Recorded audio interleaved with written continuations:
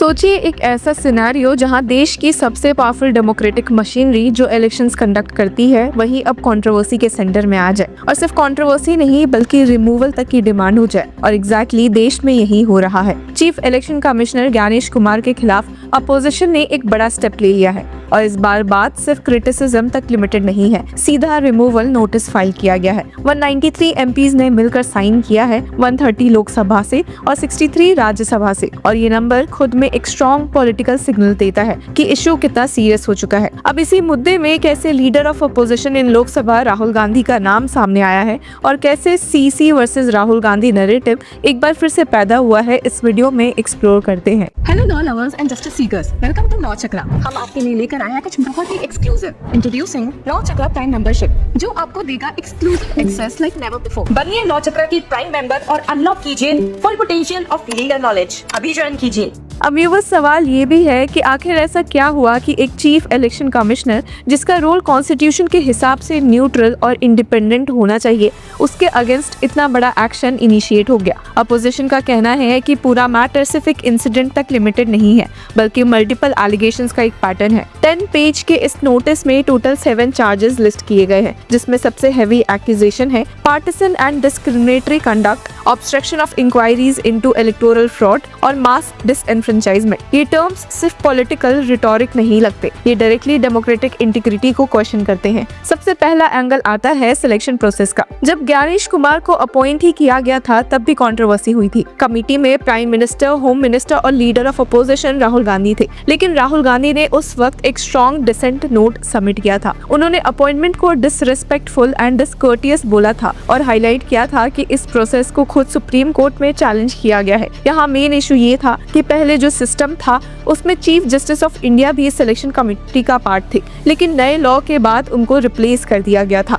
एक cabinet minister को include किया गया। इससे गवर्नमेंट को कमेटी में मेजॉरिटी मिल जाती है और अपोजिशन का कहना है कि इससे न्यूट्रलिटी कॉम्प्रोमाइज होती है। इवन ये मामला अभी भी सुप्रीम कोर्ट में पेंडिंग है और ये सिर्फ थियोरेटिकल कंसर्न नहीं रहा था। अपोजिशन का कहना था कि जो फियर्स थे वो ग्राउंड पर रिफ्लेक्ट होने लगे। स्पेशल इंटेंसिव रिवीजन यानी SIR एक्सरसाइज को लेकर सबसे ज्यादा एलिगेशंस आए हैं। SIR का पर्पस होता है इलेक्टोरल रोल को अपडेट करना, लेकिन अपोजिशन का क्लेम है कि इस प्रोसेस का मिसयूज हुआ। उनका कहना है कि वोटर लिस्ट में मैनिपुलेशन हुआ और कुछ कॉन्स्टिट्यूएंसीज में लार्ज स्केल डिलीशंस हुआ। कर्नाटका के 2 सीट्स आनंद और महादेवपुरा स्पेसिफिकली हाईलाइट किए गए थे और ये एलिगेशन है कि मास डिसएनफ्रेंचाइजमेंट हुआ, मतलब लोगों का वोटिंग राइट इफेक्टिवली छीन लिया गया। और ये कोई छोटा एलिगेशन नहीं था। डेमोक्रेसी का कोर ही ये है कि हर एलिजिबल सिटीजन वोट कर सकता है। अगर वोटर लिस्ट ही क्वेश्चनेबल हो जाए तो पूरा इलेक्शन प्रोसेस अंडर डाउट हो जाता है। अपोजिशन ने ये भी एक्यूज किया है कि इलेक्शन कमीशन ने कंप्लेंट्स को इग्नोर किया या इन्वेस्टिगेट करने में डिले किया। इसको नोटिस में obstruction of inquiries into electoral fraud के रूप में मेंशन किया गया है। फिर एक और ड्रामेटिक मोमेंट आता है अगस्त 2025 का, जब एक प्रेस कॉन्फ्रेंस में ज्ञानेश कुमार ने डायरेक्टली राहुल गांधी को चैलेंज किया था। कहा था कि या तो अपोलोजाइज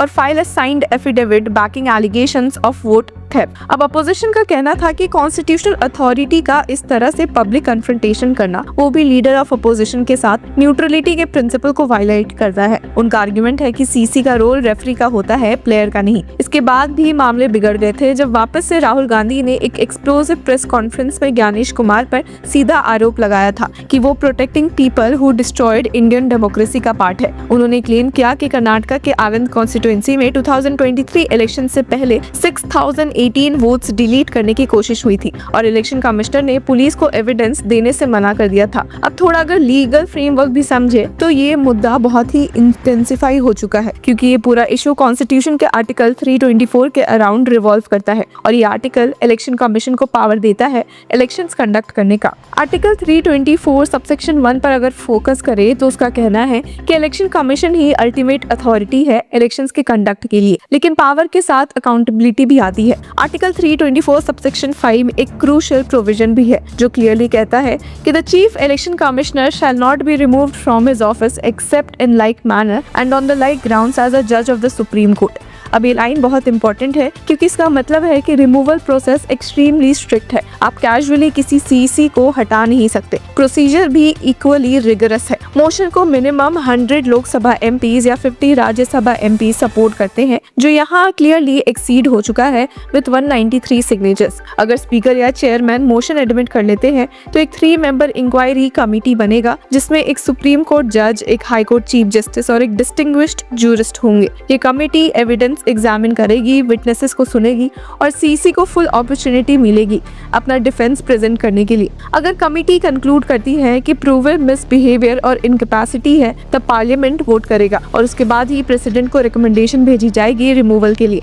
मतलब ये एक कौन सी जुडिशियल प्रोसेस है, सिर्फ पॉलिटिकल वोटिंग नहीं। इस केस में एक और लेयर ऐड होता है 2023 के लॉ की वजह से, जिसका नाम है chief election commissioner and other election commissioners appointment conditions of service and term of office act 2023। अब इस लॉ ने सिलेक्शन प्रोसेस को चेंज किया था। कमेटी में अब prime minister, leader of opposition और एक कैबिनेट मिनिस्टर होते हैं। अपोजिशन का कहना ही है कि ये चेंज जुडिशियल इंडिपेंडेंस के प्रिंसिपल के अगेंस्ट है, क्योंकि पहले चीफ जस्टिस ऑफ इंडिया का प्रेजेंस एक न्यूट्रल बैलेंसिंग फैक्टर था। लॉ के सेक्शन 8 में लिखा गया है कि the selection committee shell regulate its own procedure in a transparent manner. लेकिन अपोजिशन का आर्गुमेंट है कि ट्रांसपेरेंसी का क्लेम ग्राउंड रियलिटी से मैच नहीं करता। उनका कहना है कि लेट नाइट डिसीजंस और लिमिटेड कंसल्टेशन ने प्रोसेस को क्वेश्चनेबल बना दिया है। अब पॉलिटिकल इम्प्लीकेशंस भी समझना बेहद जरूरी है। अगर ये मोशन एडमिट होता है तो ये एक रेयर कॉन्स्टिट्यूशनल मोमेंट होगा। इंडिया के हिस्ट्री में जजेस के अगेंस्ट इम्पीचमेंट मोशंस आया है, लेकिन सीसी के अगेंस्ट इस लेवल का एक्शन बहुत अनयूजुअल है।